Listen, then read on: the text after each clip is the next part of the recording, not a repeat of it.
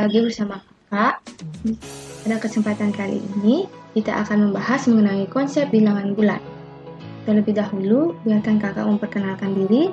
Nama Kakak, Mahariska Eja Pratiwi, NIM 2011031070. Adapun subbahasan yang akan kita bahas pada kesempatan kali ini. Yang pertama yaitu pengertian bilangan bulat. Yang kedua, macam bilangan bulat. Yang ketiga, sifat operasi bilangan bulat. Yang keempat, contoh operasi hitung bilangan bulat. Nah, adik-adik sudah tahu belum apa itu bilangan bulat? Bilangan bulat itu dapat diartikan sebagai bilangan yang terdiri dari bilangan cacah, yakni 0, 1, 2, 3, dan seterusnya.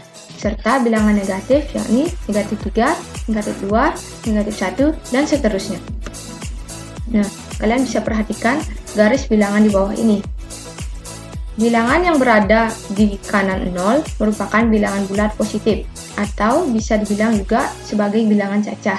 Kemudian, bilangan yang berada di kiri 0 merupakan bilangan bulat negatif.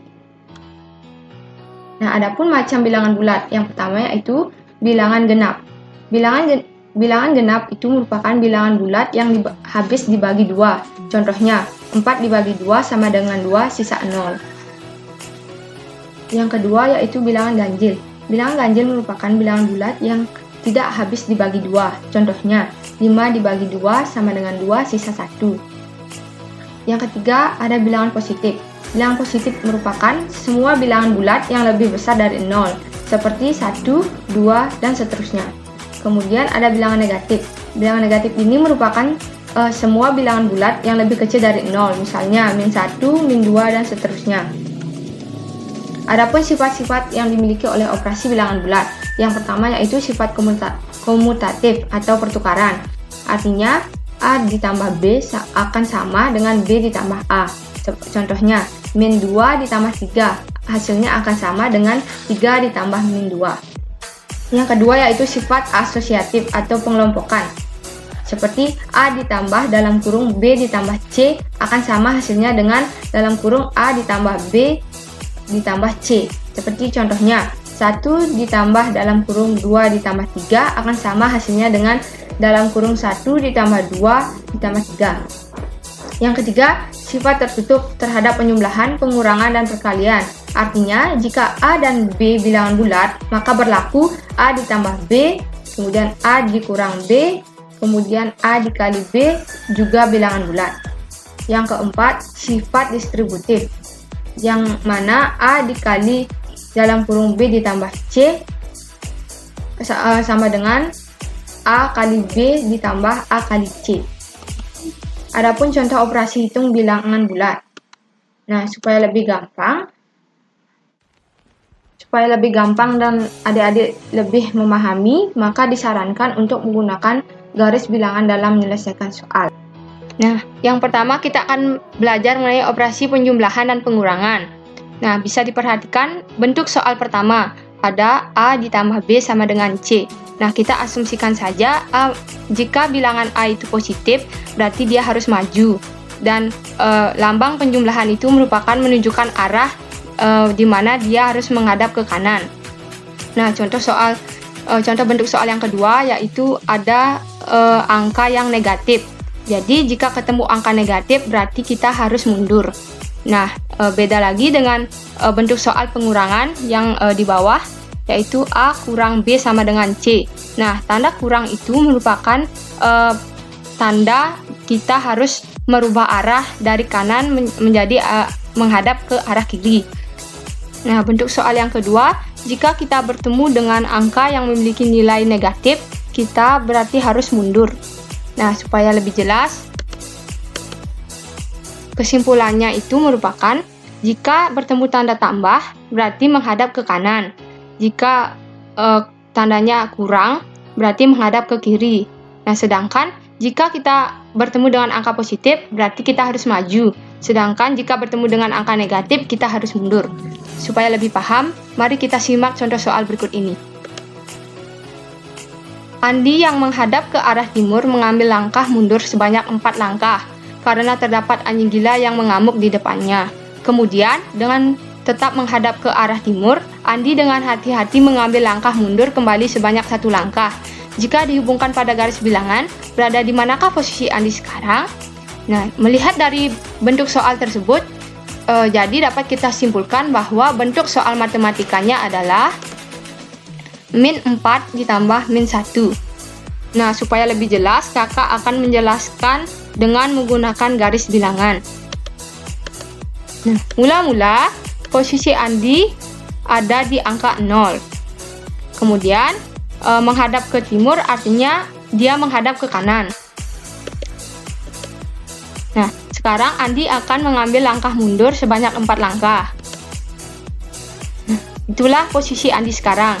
Kemudian, Andi akan mengambil langkah lagi, langkah mundur sebanyak 1 langkah. Nah, itulah posisi Andi sekarang. Jadi kesimpulannya, min 4 ditambah min 1 adalah min 5. Nah, contoh soal yang kedua. Caca berencana akan pergi ke warung yang berada di sebelah timur untuk membeli sesuatu. Baru saja mengambil langkah sebanyak 4 langkah, Caca tiba-tiba berhenti karena tidak sengaja akan berpapasan dengan adiknya yang jahil. Untuk menghindari kejahilan adiknya, Caca memutar posisinya menghadap ke barat dan mengambil langkah maju sebanyak 5 langkah dan kemudian bersembunyi. Jika dihubungkan pada garis bilangan, berada di manakah posisi Caca sekarang? Nah, melihat dari contoh soal tersebut, jadi bentuk soal matematikanya adalah 4 dikurang 5. Nah, supaya lebih jelas, kita akan sama-sama menyimak penjelasan dengan garis bilangan. Nah, berikut penyelesaiannya. Ini merupakan posisi awal Caca. Kemudian Caca akan mengambil langkah sebanyak 4 langkah. Nah, di sanalah posisi Caca setelah mengambil langkah 4 langkah. Kemudian Caca merubah posisi menghadap ke arah barat, yaitu berarti dia menghadap ke arah kiri karena dia ingin menghindari adiknya yang jahil. Nah, kemudian Caca mengambil langkah maju sebanyak 5 langkah untuk bersembunyi. Jadi posisi Caca adalah di min 1.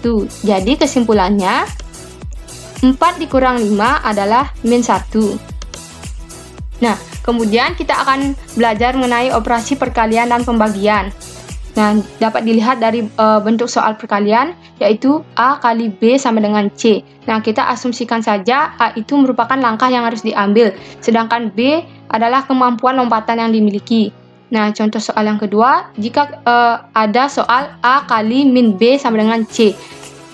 Kemudian di bawahnya ada bentuk soal pembagian, di mana A dibagi B sama dengan C. Nah, kita asumsikan saja A merupakan posisi ibu kodok dan B merupakan lompatan anak kodok.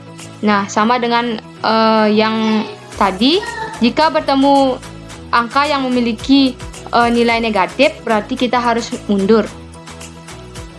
Nah, supaya lebih mengerti, jadi kesimpulannya yaitu angka positif itu artinya kita maju.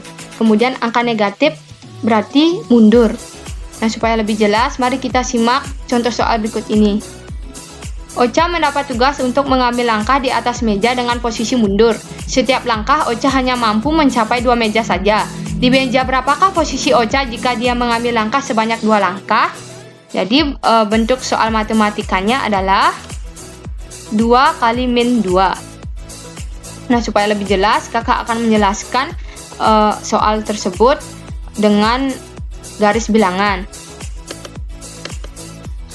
Nah, ini merupakan posisi awal Ocha. Kemudian Ocha mengambil langkah pertama, yaitu sebanyak hanya mencapai meja nomor 2. Nah, ini merupakan posisi Ocha telah mengambil langkah sebanyak 1 langkah. Kemudian ini merupakan posisi Ocha setelah mengambil langkah kedua. Jadi kesimpulannya 2 dikali min 2 yaitu sama dengan min 4. Kemudian ada contoh soal kedua, yaitu terdapat 2 ekor kodok, yaitu ibu kodok dan anak kodok. Ibu kodok tersebut memiliki kemampuan mencapai batu keempat dengan sekali lompatan. Kemudian anak kodok tersebut ingin menyusul ibu kodok. Dengan sombong, anak kodok tersebut ingin menyusul ibunya dengan melompat mundur, sehingga anak kodok tersebut hanya mampu mencapai batu kedua dengan sekali lompatan. Berapa lompatankah yang harus dilakukan oleh anak kodok agar mampu menyusul ibunya? Nah, jika diperhatikan, bentuk soal matematikanya adalah 4 dibagi min 2. Nah, supaya lebih mengerti, kakak akan menjelaskan dengan garis bilangan. Nah, ini merupakan posisi awal ibu dan anak kodok. Kemudian, ibu kodok mempunyai kemampuan di mana dia dapat mencapai batu keempat dengan sekali lompatan. Ini merupakan posisi ibu kodok setelah melompat, yaitu berada di angka 4. Nah, kemudian anak kodok tersebut dengan sombong melompat ingin menyusul ibunya dengan melompat mundur. Jadi dia hanya dapat mencapai batu kedua dengan sekali lompatan. Nah, itu merupakan posisi anak kodok setelah mengambil lompatan pertama, yaitu berada di angka 2. Nah, kemudian anak kodok tersebut mengambil langkah lagi, yaitu totalnya berarti menjadi 2 langkah. Sekarang, posisi anak kodok tersebut dapat menyusul ibunya, yaitu berada di batu keempat. Jadi, kesimpulannya adalah 4 dibagi min 2 adalah min 2. Nah, sekian yang dapat kakak jelaskan.